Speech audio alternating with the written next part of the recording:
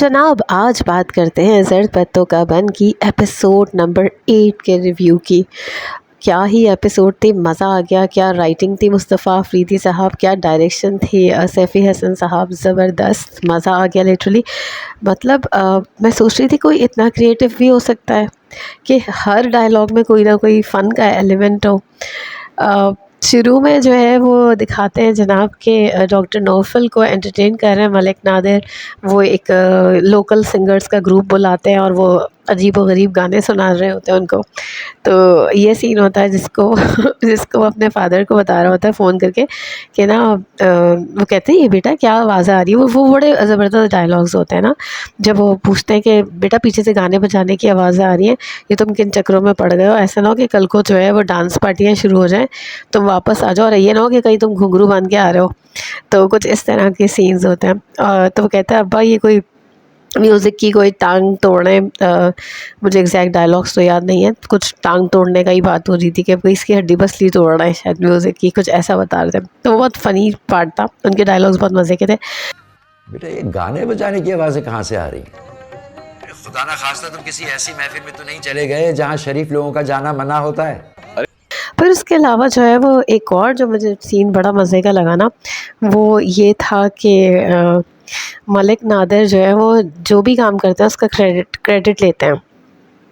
तो वो वाले सीन जब दिखाए गए ना, होता ही हुआ है कि डॉक्टर नौफल घर देखने गए होते हैं, जो बहबूद आबादी वाले साहब है ना, उन्हीं के घर में एक कमरा जो है वो वहाँ रेंट पर लेना चाह रहे हैं। वहाँ अपनी ये मलिक नादिर ने इनको मोटर बाइक नई नई दी होती है। तो मलिक नादिर का एक बंदा जो है वो बाहर छुके पार्क होती है मोटर बाइक, तो उस पर वो लगाने आया होता है एक छोटा सा क्या कहेंगे, पोस्टर लगाता है उनकी बाइक पे। उसमें लिखा होता है कि मोटर बाइक देने का शुक्रिया मलिक नादिर, मेहमान एक दो दिन का होता है, यानी शुक्रिया होता है। तो वो बताते हैं बहबूद, जब ये देखता है डॉक्टर नौफल तो हैरान हो जाते, ये क्या है। वो वापस कर देता कीज़ और कहता है मैं पैदल चल लूँगा, मेरी टांगें काफ़ी हैं। फिर ना वो साहब बताते हैं बहबूद आबादी वाले कि जो मलिक नादिर है ना, हर चीज़ का क्रेडिट लेता है अपने ऊपर। हत्ता कि अगर बारिश के लिए दुआ भी की होती है ना, तो उसके भी पोस्टर लग जाते हैं। जो काम करता है उसके पोस्टर्स लगवा लेता है शुक्रिया के खुद ही। तो मैं अभी आपको दिखाती हूँ कि क्या कैसे लगवा किन किन चीज़ों के पोस्टर्स लगाए होते हैं। भाई जब तक तख्ती नहीं लगेगी लोगों को कैसे पता लगेगा कि ये काम मलिक नादिर ने करवाया। और तो और पिछले साल गांव में बारिश की दुआ के लिए भी बैनर लगे थे, उसमें लिखा हुआ था कि बारिश की दुआ कराने के लिए मलिक नादिर का शुक्रिया।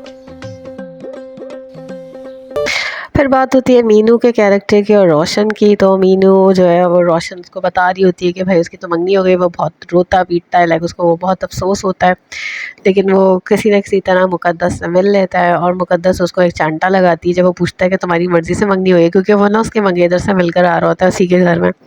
उनके मंगेतर बहुत फ़नी होते हैं, जहांगीर बिन सादिक फ्रॉम दुबई, तो वहाँ से आए होते हैं।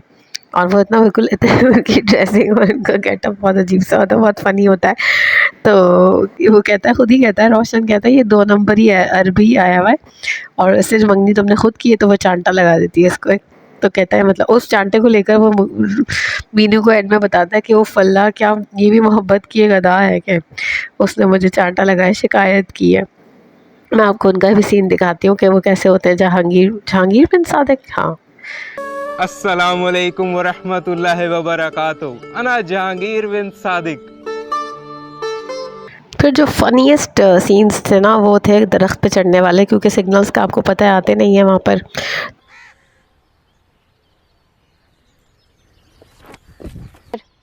तो मीनू जो है वो इनके लिए सीढ़ी, अच्छा पहले मीनू ना उसको डॉक्टर नौफल को फिर बताती है ऐसे चढ़ जाओ ऐसे चढ़ जाओ। तो वो वाला सीन बड़ा अच्छा था, जब साइकिल जो है उसको वो करके देती है, पार्क करके देती है और कहती है कि चढ़ो। वो बेचारा को कहता है भाई मुझसे ही मैं नहीं चढ़ बढ़ सकता।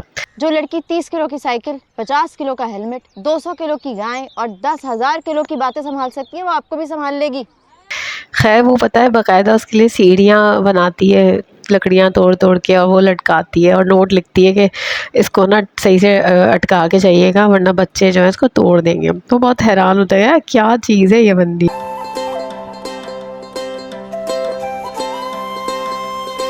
कॉल करने के बाद सीढ़ी को ऊपर टिका दें, कहीं गांव के बच्चों को नया चन्ना चढ़ा दें। मीनू। अच्छा, वैसे मलिक नादिर की बात पर मुझे याद है कि बिल्कुल चाराने की हरकत है उनकी, क्या हर चीज़ का क्रेडिट लेना, मतलब बहुत अजीब सी हरकत है। ऊपर से ये डॉक्टर जो डिस्पेंसरी जो चलाते हैं, कंपाउंडर या कंपाउंडर, मैं हमेशा भूल जाती हूँ असल वर्ड क्या है, वो जो है ना डॉक्टर नौफल को भगाने के चक्कर में लगे हैं मैं। डिस्पेंसरी का सीन जो है ना बड़ा मज़े का है। वो कभी गाय आ रही है, कोई लेकर गाय लेकर आ रहा है कि गाय बीमार है, कभी वो खुद ही बोलते हैं कि थोड़ी देर बाद बकरियां ले आना है, इनको तंग करो कि बकरियां बीमार हैं, बकरी बीमार है, इस तरह से कुछ करो। तो वो इस चक्कर में कि वो किसी तरह भाग जाए। अच्छा, सबसे फनीस्ट सीन जो था ना वो डिस्पेंसरी का, वो ये था, मतलब अस्सलाम वालेकुम, सरकारी डिस्पेंसरी के सर कला बुलाता हूँ। अफजल खान, इसका डायल कहाँ है? सर डायल नहीं है सर, वन वे है सर, घंटी आती है जाती नहीं। अगर आपको अपने घर फोन करना है ना तो सर दरख्त पे ही चढ़ना होगा। उन्होंने ना डिस्पेंसरी को पीसीओ यानी पब्लिक कॉल ऑफिस बनाया हुआ था कि उसके जो फ़ोन है वो बहुत फ़नी था, उसमें डायल नहीं था, लाइक कोई कॉल इनकमिंग नहीं थी, कॉल वो कहते हैं सिर्फ घंटी बज सकती है, फ़ोन जा नहीं सकता। जबकि डॉक्टर नौफल कितना स्ट्रगल कर रहा होता है अपने घर को कॉल करने के लिए और घर वालों का फ़ोन आने के लिए। और यहाँ ये होता है कि जिसकी कॉल आती थी तो ये कंपाउंडर डॉक्टर जो अफजल साहब होते हैं, ये जा के लोगों को बुलाते थे कि आपकी कॉल आई है। तो डॉक्टर नौफल से वो कहते हैं सर आप आज के बाद ऐसा नहीं होगा। तो कहते हैं नहीं अच्छा चलो कोई बात नहीं, इजाज़त दे दो। तो वो इजाज़त देते तो क्या होता है, एक दफ़ा वापस आते हैं तो देखते हैं एक लंबी सी कतार लगी है। वो समझते हैं बहुत सारे मरीज़ आ गए, वो जल्दी जल्दी भागे आते हैं। पता चलता है लोग अंदर फ़ोन पे बातें कर रहे हैं और लंबी लाइन भी अपने फ़ोन सुनने का इंतज़ार कर रही है। फिर वो डांटते हैं और वो कहते हैं नहीं आइंदा ऐसा नहीं होगा। तो वो बड़ा फ़नी सीन होता है। और बाहर मरीजों की लाइन लगी हुई है और तुम इसे यहाँ लेकर बैठे हुए हो, एक एक करके सबको अंदर लाओ।